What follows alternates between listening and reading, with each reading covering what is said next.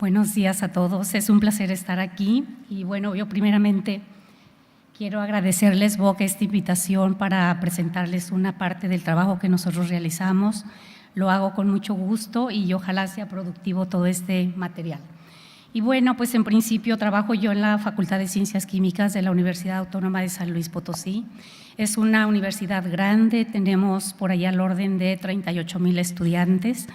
En el caso de la Facultad de Ciencias Químicas, yo trabajo en el laboratorio de biopolímeros alimentarios y primeramente quiero introducirlos a este laboratorio. Tenemos 10 años trabajando aquí y bueno, realmente tratamos de manejar en conjunto todas las técnicas que nos pueden ayudar a caracterizar y a poder elucidar todo aquello que sucede en cristalización de grasas y aceites y todo lo que lleva por ahí a nuevos caminos y rutas de estructuración.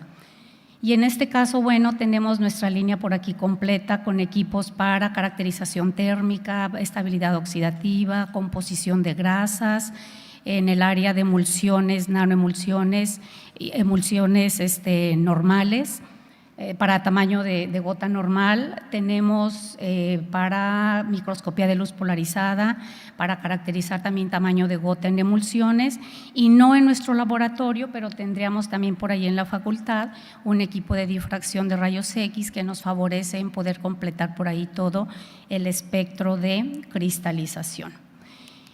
Bien, para nosotros poder entrar al hecho de estructurar por cristalización, pues vamos a partir realmente de teniendo nosotros una grasa líquida, poder llevarla a una estructura sólida y podríamos hablar aquí de una grasa pura o una mezcla de grasas o bien sistemas emulsionados donde ya estaríamos involucrando agua.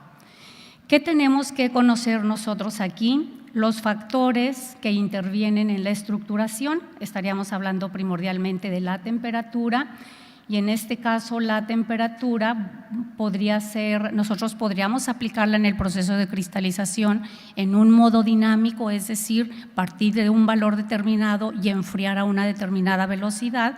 O también en este caso, bueno, no aparece por aquí, pero sería cristalización isotérmica, es decir, llevar a un valor nuestro sistema y luego darle un tiempo para que pueda estructurar. Nosotros entonces podríamos manejar para llegar a esa temperatura y ya sea cristalizar dinámica o esotérmico, llevarlo a diferentes velocidades, someterlo por diferentes tiempos, poner unos sistemas de agitación dependiendo lo que queramos estudiar. Y bueno, pues obviamente tenemos que conocer nosotros nuestro sistema a cristalizar. En este caso, nuestro sistema a cristalizar, ¿qué nos va a interesar básicamente? Pues cuál es el contenido de triacilgliceroles. En el caso del contenido de triacilgliceroles, nosotros tenemos que partir ahorita de las nuevas necesidades que hay en el mercado, entonces yo nombré por aquí qué requerimientos son los que tenemos. Y tenemos en este caso requerimientos desde el punto de vista de salud y reglamentación. ¿Qué es lo que nos están pidiendo? Bajos en grasas saturadas. En cuanto a grasas saturadas, podríamos decir que los ácidos grasos saturados más frecuentes para las grasas que se manejan serían el láurico, palmítico, oleico y en este caso estoy incluyendo aquí el beénico, que serían los de longitud de cadena más larga por los temas que vamos a tocar. Y bueno, pues básicamente nosotros tenemos que partir de cuáles son estas temperaturas de fusión para estos ácidos grasos y que realmente si lo viéramos desde el punto de vista de triacilglicéridos, por ejemplo, para el láurico que tiene una temperatura de fusión de 44 grados centígrados, si nosotros habláramos de la trilaurina, su temperatura llegaría apenas a los 45 grados, es decir, no hay un cambio notorio de aquí a aquí. Sin embargo, el detalle con las grasas que trabajamos es que invariablemente tenemos que involucrar ácidos grasos insaturados y en este caso nuestro requerimiento va hacia que queremos sistemas libres de ácidos grasos trans.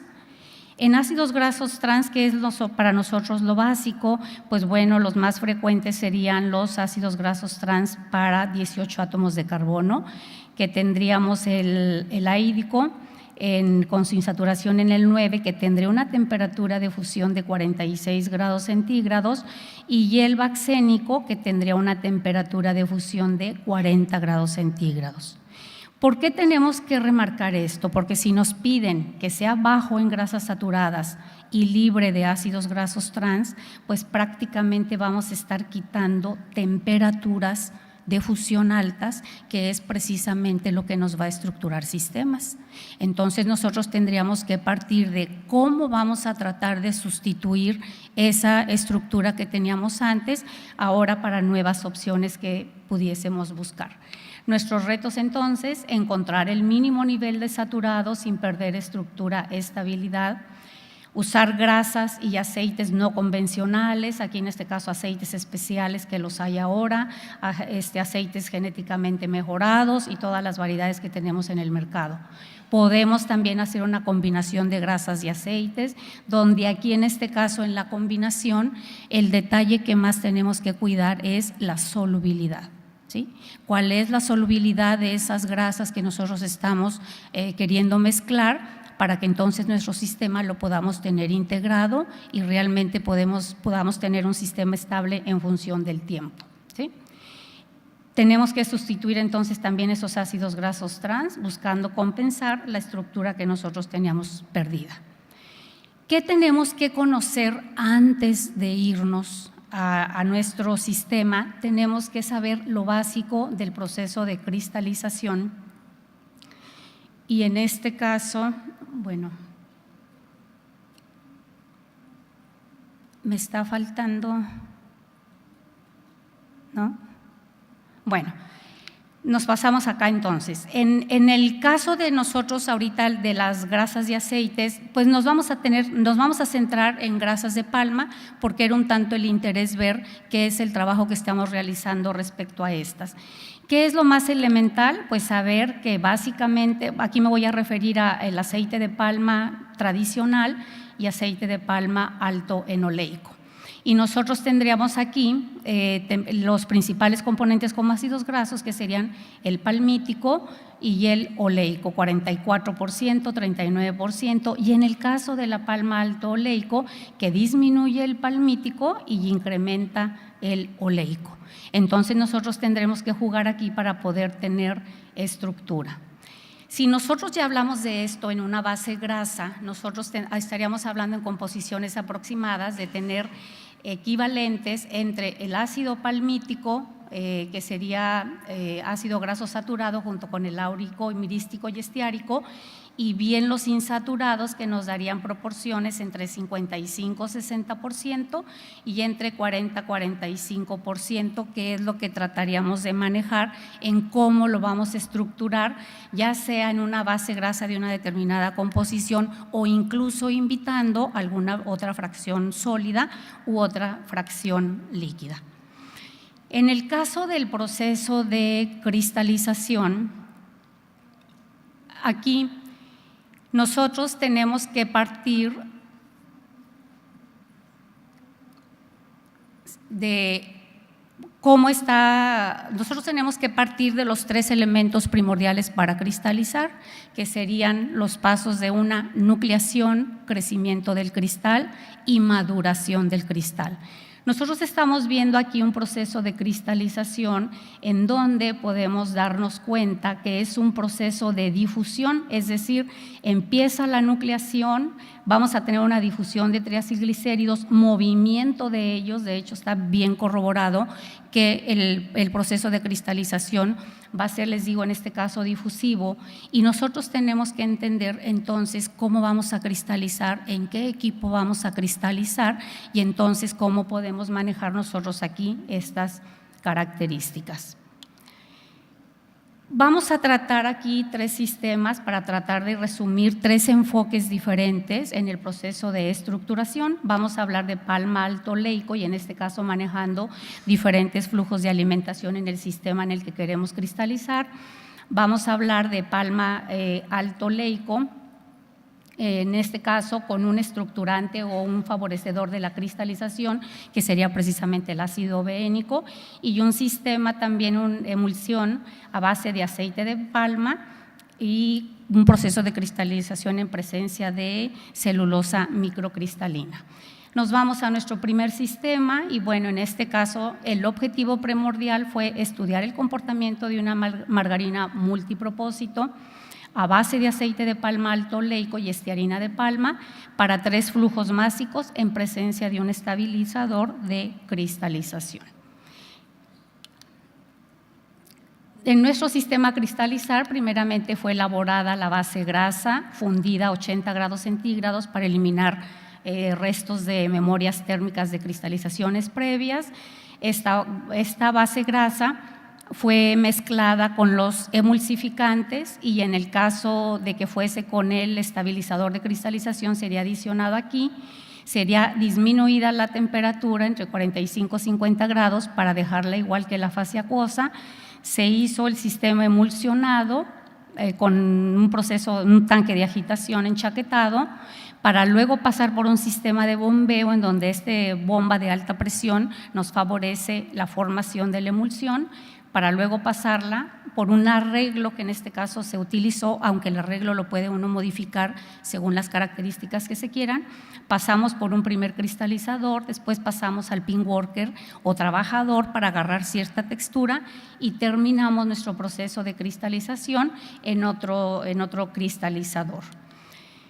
El sistema en este caso de enfriamiento fue a base de amoníaco. Una vez que obtuvimos nuestro producto semicristalizado, fue enfriado y pasado por el tubo de reposo para poder realizar la formación de la margarina, que fue empaquetada y madurada en un cuarto de almacenamiento y dejado por lo menos 72 horas, en donde se cree que ya sucedió toda la tercera etapa de la cristalización, es decir, nucleación y crecimiento del cristal los llevamos a cabo en los cristalizadores y básicamente en la cámara una maduración o estructuración final. Y entenderíamos entonces que después de estos 3 días aproximadamente ya tendríamos la textura en la cual nuestro producto pudiese quedar. Aquí en este caso comento y agradezco también el apoyo de la empresa Palsgar Industry de México, en donde nos proveyeron algunas de las materias primas empleadas, pero sobre todo del sistema de cristalización. ¿Qué obtuvimos aquí? Bueno, partimos nosotros de tener el perfil de ácidos grasos. En este caso tuvimos una mezcla aceite, palma oleico y estearina de palma 50-50. Entonces tuvimos una base grasa con esta composición por aquí aproximada. Como ya habíamos marcado, obviamente nuestro sistema va a estar compuesto por palmítico y estiárico, lo mismo sucedería por ahí en la base grasa. Manejamos para poder diferenciar y cumplir nuestro objetivo 3 diferentes flujos másicos en los cristalizadores que los manejamos como baja, media y de alta capacidad. A las margarinas que nosotros obtuvimos aquí, inmediato terminamos de procesar, les fueron medidas su perfil de fusión, que en este caso no hubo diferencias significativas entre las 3 margarinas y después de 30 días, bueno, fueron medidas a los 7 días, 14 días, pero presento aquí el final ya a los 30 días, en donde realmente aquí nada más quiero hacer notar que en este caso las margarinas aquí les aplicamos un barrido más grande. En el caso de estos termogramas, estamos observando termogramas que tienen la parte endotérmica hacia arriba, en posición hacia arriba, para caracterizar nuestro proceso de fusión. Y básicamente las diferencias más importantes que encontramos fue precisamente en el flujo más bajo de alimentación, en donde sí notamos la endoterma que se obtiene es diferente para los otros 2 flujos. ¿Qué podemos decir aquí? Que a medida que aumentas el flujo, para este caso, obtuvimos una mejor estructuración, obteniendo una endoterma mejor formada que en estos 2 casos, y particularmente aquí, porque si notan, tendríamos 2 picos que llamaríamos aquí de fusión, lo cual te habla de que el sistema no estaría completamente integrado. Comprobado está que cuando obtienes picos de fusión más claros y definidos, tu sistema va a ser más estable en función del tiempo. Nos dimos a la tarea después de esto de realizar un análisis de difracción de rayos X al mismo producto, 0 días, 30 días, y aquí lo que podemos ver en estos espectros de difracción es que tuvimos siempre los picos característicos para cristales beta prima, que era lo deseable. ¿Y qué podríamos decir? Que no hubo diferencia en este caso para ninguno de los 3 flujos manejados, es decir, serían procesos independientes. ¿Qué sucede con la cinética de cristalización, en este caso evaluada por microscopía de luz polarizada? Vemos que sí hubo cambios en la densidad de nucleación y por lo tanto de número de cristales. Y en este caso se obtuvo mejor microestructura para un flujo de 80, es decir, flujos elevados, y notamos aquí también que para nuestro flujo bajo de 40 kilogramos por hora, tuvimos menor cantidad de cristales. Bien, hasta esta parte, ¿qué podemos decir? Que la velocidad del flujo sí nos va a afectar las características del producto terminado. Pasamos a una siguiente etapa en donde ahora introdujimos un estabilizador de cristalización para ver el efecto de este elemento en base también al flujo de alimentación. Aquí presento resumida en este espectro de difracción, tenemos los 3 flujos, 40, 60 y 80, pero en este caso sin y con, para cada uno de los casos sin y con el estabilizador. ¿Qué vemos aquí? Que nuevamente volvemos a tener para todos los casos cristales beta prima. Esto fue bueno porque es lo que queremos. Y si revisamos en este caso el estudio de microscopía de luz polarizada, pues claramente se observa que a medida que incrementamos el flujo de alimentación, obtuvimos mayor masa cristalina, que ya lo habíamos visto en el caso sin el estabilizador de cristalización. Y en el caso en presencia del estabilizador de cristalización, tuvimos, igual y no se alcanza a percibir aquí muy claramente, pero tuvimos mayor masa cristalina, inclusive mayor contenido de sólidos grasos. En este caso también este contenido de sólidos grasos nos dio una mayor estructura medida con textura, no estoy presentando los resultados, pero logramos también tener un nivel de dureza mayor que le dio mayor estabilidad en función del tiempo sin que llegase a ser una margarina rígida. Bueno, hasta este punto fue una parte de una investigación y tuvimos mucho el interés de ver qué sucede. Nosotros aquí en todos los casos utilizamos un porcentaje constante del estabilizador. Entonces surgió la incógnita, ¿qué sucede si cambiamos esa cantidad de ese estabilizador de cristalización y si nos puede favorecer o en su contrario perjudicar? Entonces pasaríamos aquí a nuestro segundo sistema, emulsiones palma alto-leico en presencia de un estabilizador rico en ácido beénico. Nuestro objetivo entonces fue ver el efecto de la adición de este estabilizante, que en realidad es rico en beénico, pero también en esteárico, ¿sí? Y utilizamos en este caso palma alto-leico y quisimos investigar también la posible interacción de la presencia de diferentes emulsificantes en la estructura. Partimos de una composición base grasa de aceite de palma, estearina de palma y aceite de palmiste para estas proporciones, que constituyeron un 98% básicamente de la fase oleosa. Un emulsificante, en este caso utilizamos 3%, 5% y 0.5% para monoglicéridos de aceite de palma, monoglicérido de aceite de colza y lecitina de soya. Y para el estabilizador marcamos dentro de las hojas técnicas 3 cantidades, 3 porcentajes diferentes, precisamente para poder evaluar el efecto. En este caso, las emulsiones que manejamos fueron emulsiones 35-65, buscando disminuir la cantidad de grasa y aumentar la cantidad de agua en nuestro sistema. Dimos un paso más adelante y en este caso, este paso fue tener ahora no nada más la concentración de los ácidos grasos, porque realmente para hablar de estructura nosotros tenemos que hablar de perfil de triacilglicéridos. Nos dimos a la tarea de determinarlos y ¿qué podemos observar? Que tenemos porcentaje elevado de tripalmitina, triacilglicérido mixto saturado, simple saturado.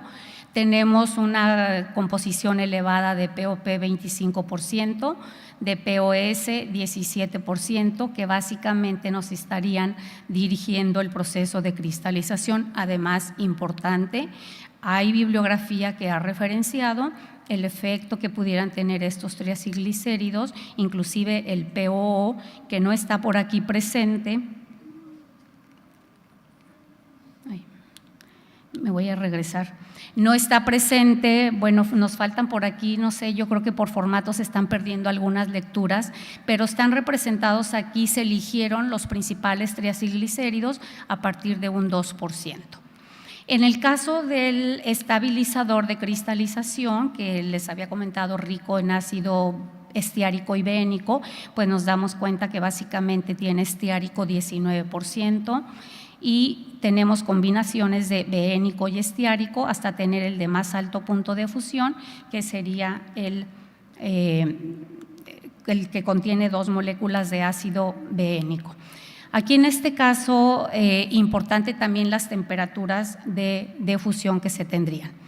Sometimos entonces al perfil de cristalización estas diferentes composiciones y ¿qué observamos? De hecho, si uno no lo analiza a profundidad, podríamos decir que estas exotermas de cristalización, en este caso tenemos nuestro proceso de exotérmico hacia abajo, obtenemos en todos los casos 2 exotermas de cristalización.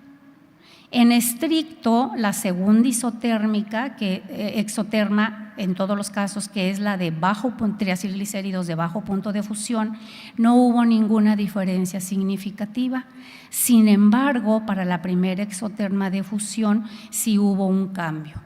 Tratamos de ver nosotros ¿cuál era el cambio? Bueno, el primer cambio fue en la temperatura de inicio de cristalización, que a medida que incrementa el porcentaje del estabilizador en la emulsión, estamos teniendo una temperatura más alta de cristalización, es decir, tendríamos que enfriar menos nuestro sistema para estructurar. Para tratar de ver cuál era la diferencia, encontramos por aquí la manera de ver y nos dimos cuenta que lo que estaba modificándose es la velocidad de cristalización, es decir, la velocidad en donde estamos estructurando nuestro primer pico. Y en este caso, bueno, tendríamos que para pura fase oleosa tendríamos una velocidad más alta, lo cual en estricto nos llevaría a un nivel menor de estructuración. Y en el caso del beénico, con una en presencia del porcentaje más alto, 0.9% del estabilizador, entonces tendríamos una velocidad menor, que lo que nos daría tiempo es de integrar aquí triacilglicéridos y tener estructuras más estables. La observación de estos sistemas por microscopía de luz polarizada nos permite ver, este sería nuestro control, que no tiene no tiene estabilizador rico en beénico y estiárico, menor cantidad de cristales, y para punto 3, punto 6 y punto 9 tuvimos entonces cada vez mayor densidad de cristalización.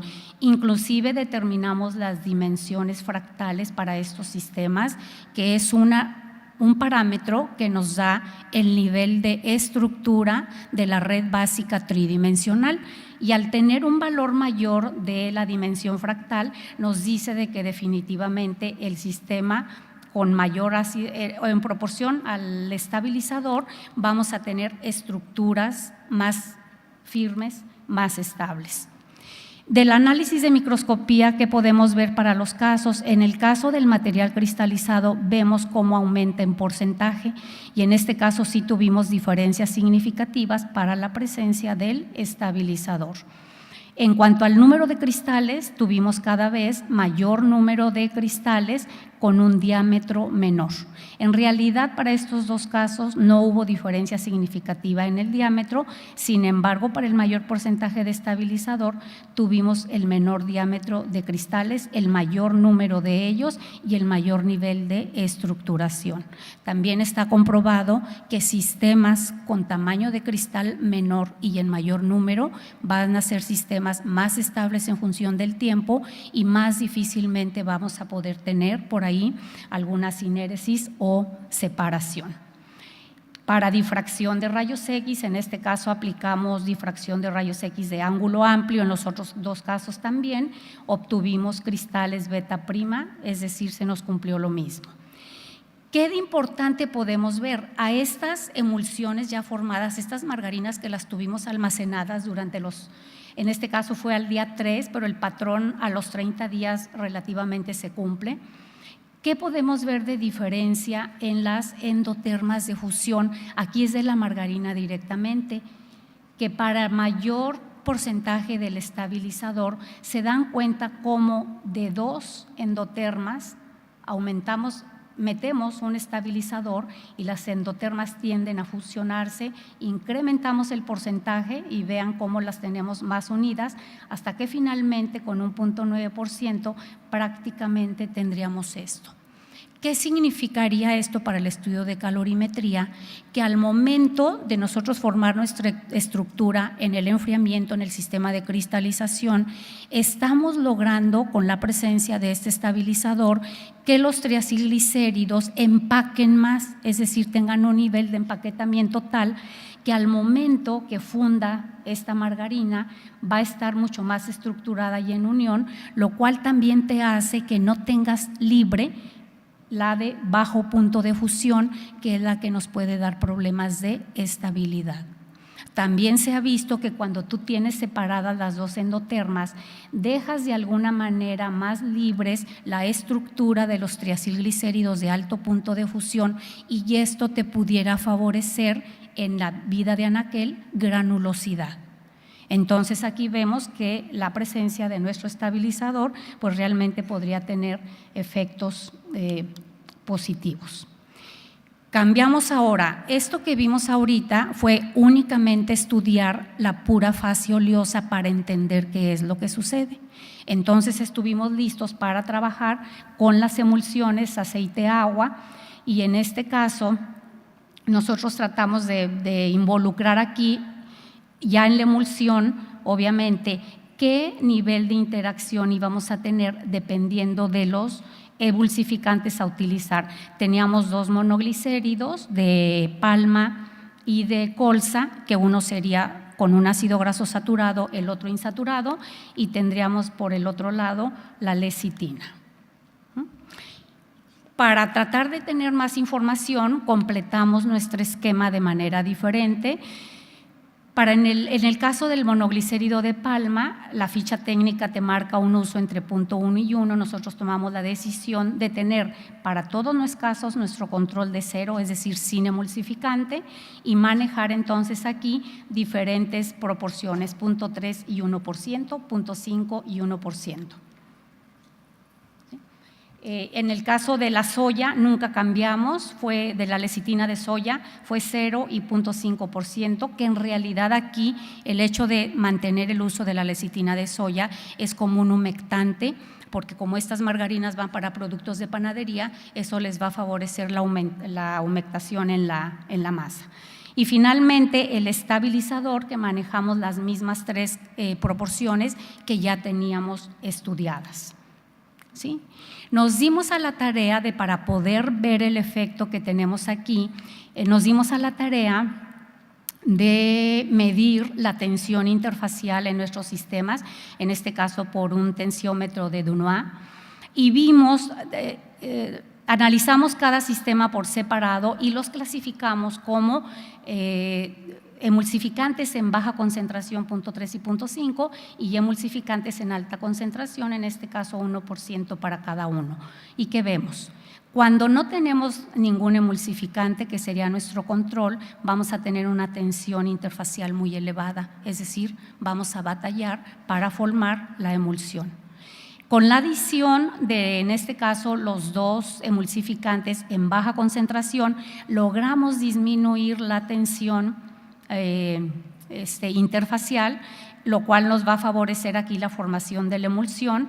Y finalmente, en el caso de los de alta concentración, vemos que la mayor disminución se tiene para, en este caso, el emulsificante a base de aceite de palma. Hubo una disminución poco significativa, más bien no significativa, para el de colza. Y con la lecitina de soya, que también ya he sabido esto, que tiene una disminución muy eficiente en cuanto a la tensión superficial. Sin embargo, también aquí hay que tener cuidado porque entonces nos podemos ir del otro lado y tener un exceso en la lecitina. Nosotros establecimos entonces a partir de aquí con los tres elementos que tenemos, donde tenemos la fase polar y la no polar. Estamos proponiendo un modelo de una gota de agua en la cual vamos a tener distribuidos nuestros tres emulsificantes, y entonces aquí nuestra incógnita fue al hecho de si los íbamos a tener distribuidos aleatoriamente o bien nosotros proponemos aquí que en realidad están compitiendo por el proceso de absorción. Y bueno, básicamente por las disminuciones de las tensiones interfaciales vemos que con mayor facilidad se adherirían a la superficie o a nuestra interfase emulsificada el monoglicérido de la palma y obviamente la lecitina, y en menor nivel serían los insaturados de colza. ¿Qué sucede con los patrones de cristalización para estos tres casos, sistemas con bajo emulsificante y con alto emulsificante? Estamos obteniendo nuestro patrón de cristalización, el espectro que ya habíamos visto en la base grasa, 2 exotermas de cristalización y ya además un pico adicional que es definitivamente el agua, porque ya estamos hablando de las emulsiones.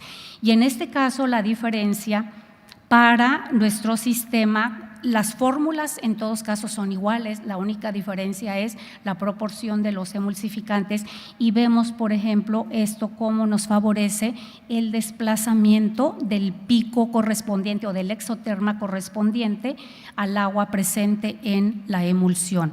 En el caso de tener mayor cantidades de emulsificante, nosotros tendríamos un sistema con tamaños de gota menor y eso nos va a dar una temperatura de cristalización previa. ¿Qué sucede ahora si nosotros tratamos de estudiar y evaluar nuestra zona de cristalización? Tendríamos aquí ampliados en estos dos casos.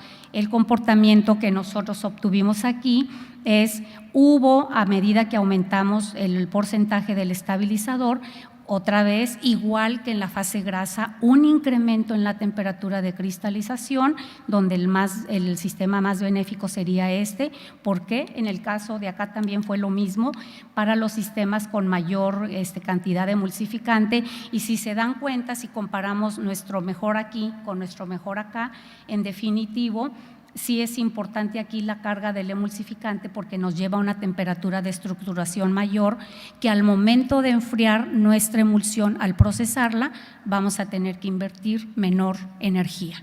Nosotros tendríamos que enfriar menos. Bien, bueno, entonces realmente aquí ¿en qué estamos ahora trabajando? Estamos trabajando en el tiempo de vida de anaquel con las emulsiones formadas para más altas concentraciones de los sistemas emulsificantes y con un porcentaje del 0.9% del estabilizador y ver en realidad si ese efecto lo vemos notorio en la vida de anaquel de las margarinas elaboradas, pero también sobre todo si hay una mejora en la granulosidad en función del tiempo de almacenamiento. Hasta ahorita van 30 días, no hemos tenido ningún problema, sin embargo nosotros tenemos que garantizar más. Bien, aquí terminaríamos con esta parte de los sistemas a base de un estabilizador de cristalización y diferentes velocidades de formación de la emulsión y nos iríamos a un tercer caso que son emulsiones en presencia de celulosa microcristalina. ¿Por qué el hecho de usar celulosa microcristalina? Porque aquí el detalle es que nosotros queremos de alguna manera llegar a sistemas con menos contenido de grasa saturada, en ausencia de ácidos grasos trans. Entonces una manera pudiera ser para sustituir esta estructura que nos estaría faltando y poder bajar además como un plus el no tener contenidos elevados de grasa, es decir, manejar emulsiones con menor contenido de grasa, pues el hecho de usar aquí un polímero. Nuestras emulsiones, entonces, partimos de que tenemos la fase acuosa, la fase oleosa, ¿sí? Y en el caso de la fase oleosa, pues va a estar conformada a base de aceite de palma, aceite de palmiste y estearina de palma, en una proporción, bueno, tradicionalmente o de alguna manera en México todavía muchos productores manejan margarinas 20-80. Nosotros en este caso decidimos ir a margarinas 40-60, había por ahí ya unos estudios previos y queríamos ver si duplicando la cantidad de agua era posible mantener una estructura con la presencia en este caso de la celulosa microcristalina. Nuestro interés primordial es en dos enfoques. Uno, ¿qué sucede si nosotros dispersamos la celulosa microcristalina en el sistema acuoso? ¿Sí? Pero también, ¿qué sucedería si nosotros la dispersamos en el sistema oleoso? ¿Por qué el hecho de pensar en la dispersión en las dos fases? Porque la celulosa microcristalina tiene una temperatura muy diferente de fusión a las grasas que estamos usando como base. Y se darán cuenta, esto marca una diferencia muy fuerte, por ejemplo, en la estructuración por medio de oleogeles, en donde invariablemente el sistema oleogelante es de temperatura de fusión similar o por encima, pero no tanto, de la base grasa que tenemos. Entonces, en este caso, la celulosa microcristalina siempre va a estar presente en estado sólido en la emulsión, es decir, nunca va a ir disuelta, va a ir dispersa. Y por ese nivel de dispersión nosotros quisimos evaluar entonces estas dos posibilidades. ¿Por qué elegimos la celulosa microcristalina? Pues es un homopolisacárido derivado de la celulosa, parcialmente depolimerizado mediante hidrólisis ácida.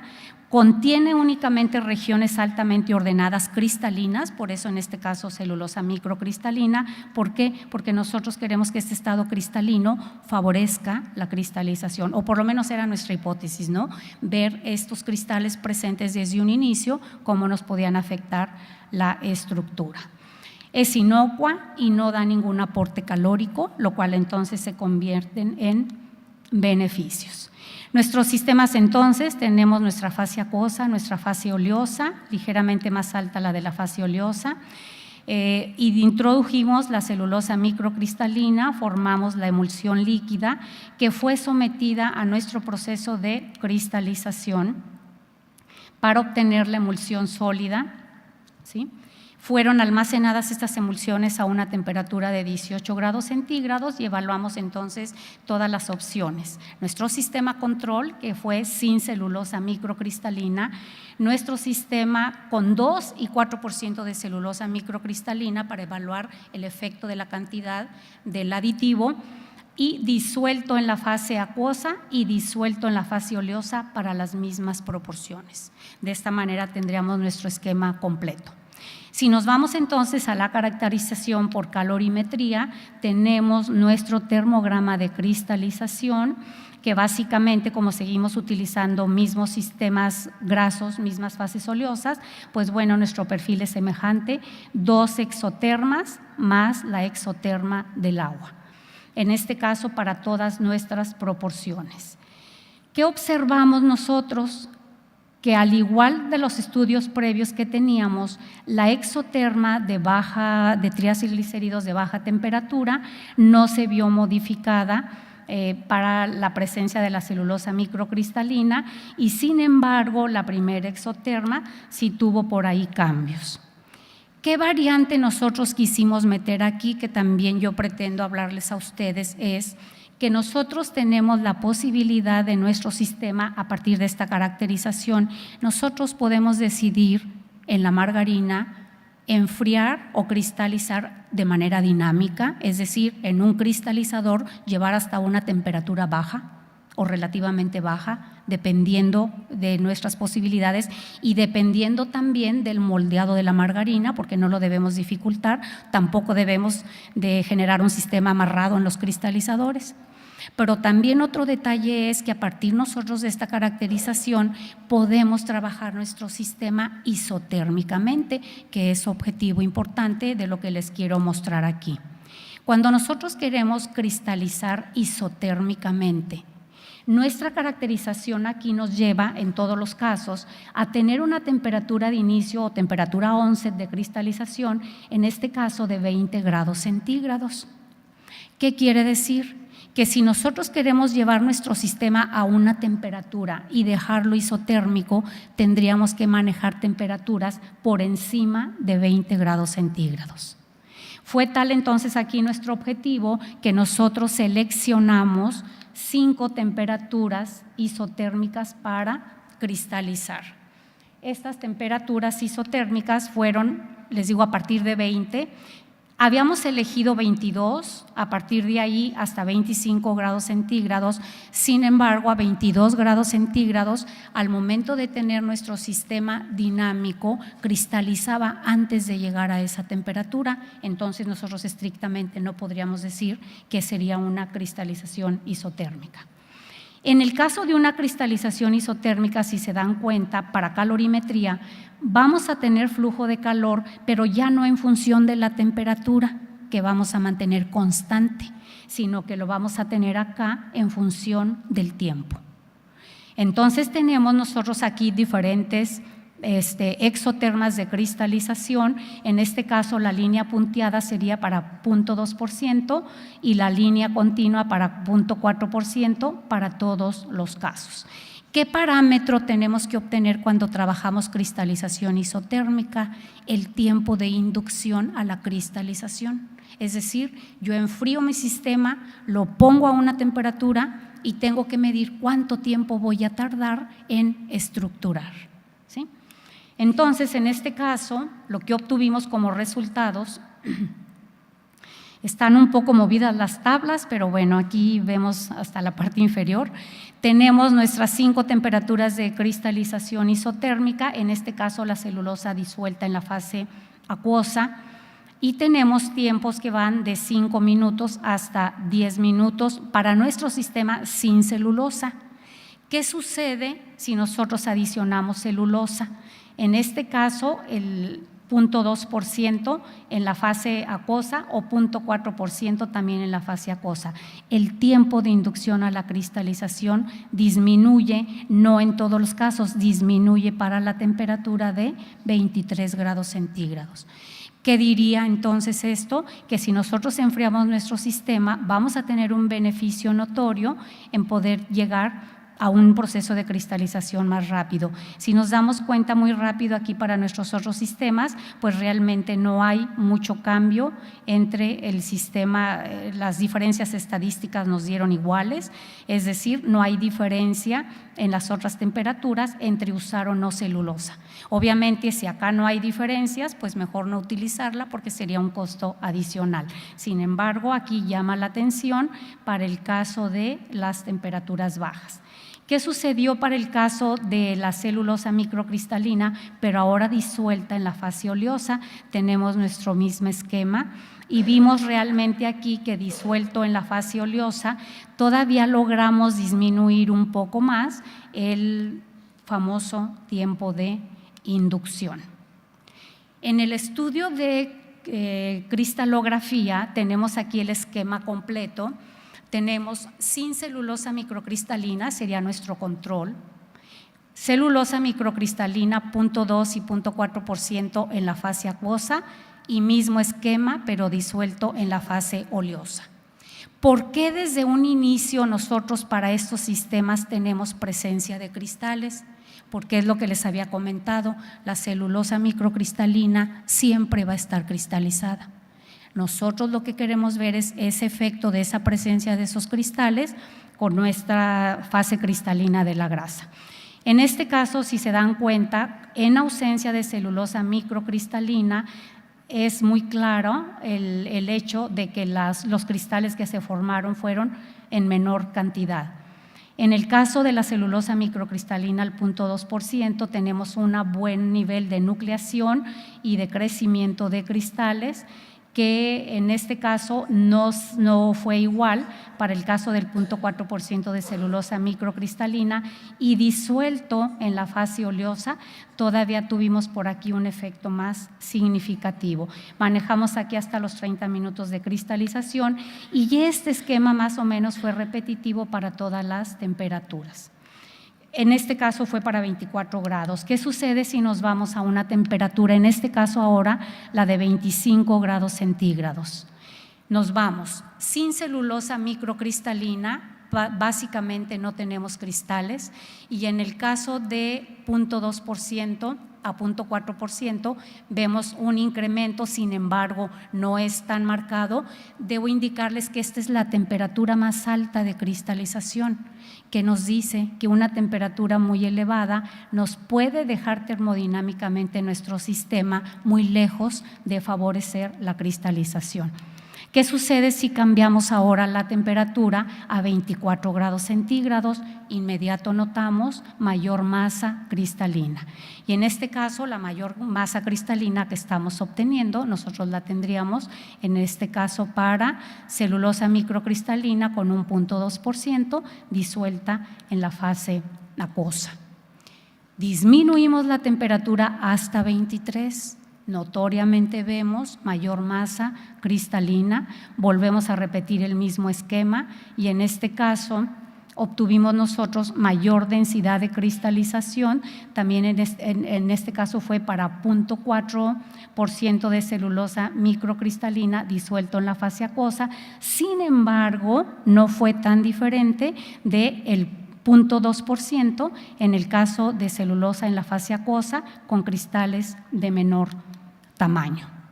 Nos dimos a la tarea de estudiar un tanto aquí la cinética de cristalización, porque en la cinética de cristalización isotérmica, bueno, es diferente, y obtuvimos las curvas de cristalización en base a calorimetría, manejando el delta H particular entre el delta H total.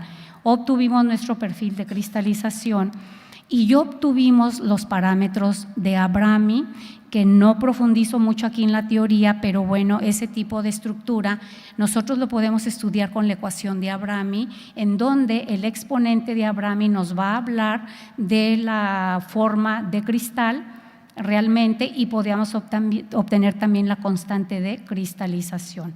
Nosotros nos dimos a la tarea de aplicar el modelo de Abrami, que nos dio un valor n entre 1.9 y 2.1, que en teoría esto avala cristales de crecimiento lineal. Y aplicamos también nosotros el modelo de Foubert, que está reportado por ahí en la bibliografía, obteniendo valores de índice de 4, que habla, para todas las emulsiones una n de 4, que habla de un crecimiento tridimensional en forma de esferulitas.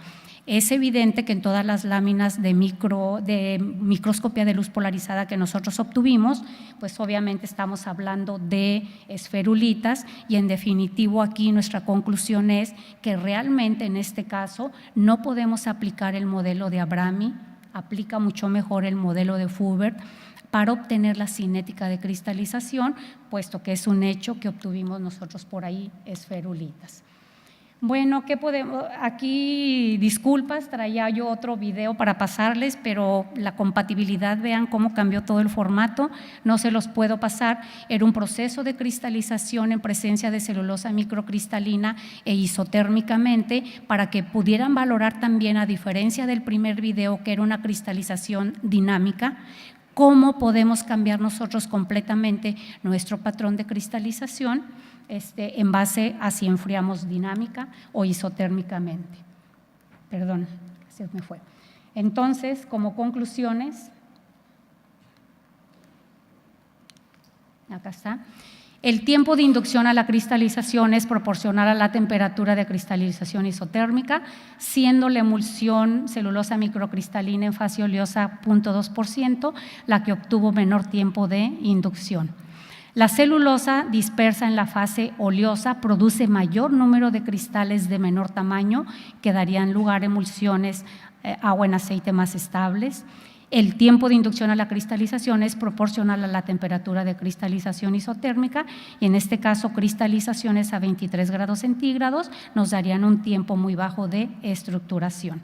Con esto nosotros podemos sugerir que se puede emplear celulosa microcristalina al 0.4% dispersa en la fase oleosa en margarinas 40-60 para entonces nosotros irnos a estudiar la vida de anaquel y luego profundizar en qué tipo de interacciones estamos teniendo. A la fecha también estamos nosotros aquí en esta etapa ya estudiando margarinas en vida de anaquel para ver cómo se están comportando. Yo quiero terminar aquí agradeciendo a mi equipo de trabajo, Laboratorio de Biopolímeros Alimentarios, a CONACYT por facilitar becas para estudios de posgrado, a Palsgar Industry por facilitarnos materias primas, sus instalaciones, pero sobre todo por el hecho de poder estar aquí. Yo quiero agradecer enormemente a SBOC por haberme dejado estar. Estoy aprendiendo portugués. Muchas gracias por su atención.